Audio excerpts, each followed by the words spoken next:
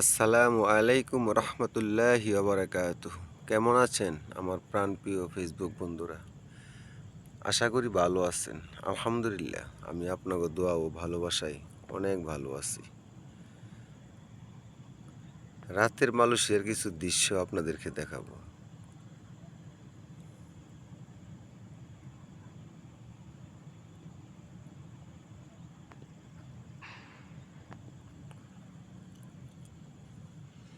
এই ভিডিওটা সম্পূর্ণ আমরা যে জায়গায় কাজ করি সেই জায়গায় থাকা অবস্থায় আপনাদেরকে ভিডিওটা চতুর সাইড দেখাচ্ছি।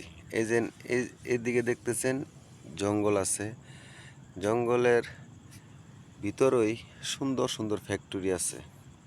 হয়তো ভিডিওতে অন্ধকার। এই সাইডে দেখতে পারতেছেন বাড়িঘর আছে, আবার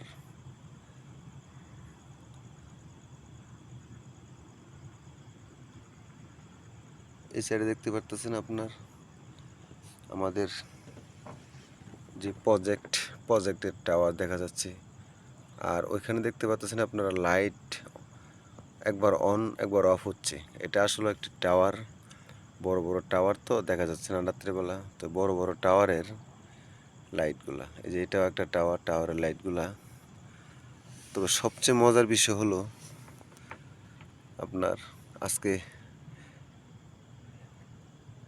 চাঁদ উঠছে অনেক দিন ধরেই, কিন্তু চাঁদ একদম ভরপুর দেখেন। আলহামদুলিল্লাহ, কত সুন্দর। আয় আয় চাঁদ মামা টিপ দিয়ে যা, চাঁদের কপালে চাঁদ টিপ দিয়ে যা। ছোট্ট সময় আমাদের মায়েরা আমাদেরকে ঘুম পাড়াইতো এভাবে, ঠিক না? দেখেন চাঁদের পাওয়ার। আলহামদুলিল্লাহ। তো সবাই ভালো থাকবেন, সুস্থ থাকবেন। আর ভিডিওটা অনেক বড় হয়ে গেছে, তো ভিডিওটা দেখার চেষ্টা করবেন।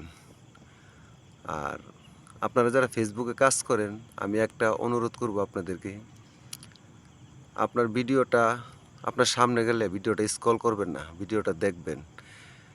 কেন দেখবেন? এই ভিডিওটা ফেসবুক আপনাকে আপনার সামনে নিয়ে গেছে, ফেসবুকে নিয়ে গেছে, তার কারণে আপনি ভিডিওটা দেখবেন। যদি বড় হয় সময় থাকলে দেখবেন, না হলে আপনি অন করবেন না। অন যদি করেন তাহলে ভিডিও পুরাটা দেখবেন, আর যদি অন না করেন তাহলে আপনি কোনো সমস্যা নেই। আর ফেসবুক চায় আপনি ভিডিও দেখেন, ভিডিও দেখার পর আপনার ভিডিওটা যখন দেখবেন, অন্যর ভিডিওটা আপনার সামনে আসার পর্যন্ত আপনি দেখবেন, আপনার ভিডিওটা অন্যের কাছে পৌঁছে দিব ফেসবুক।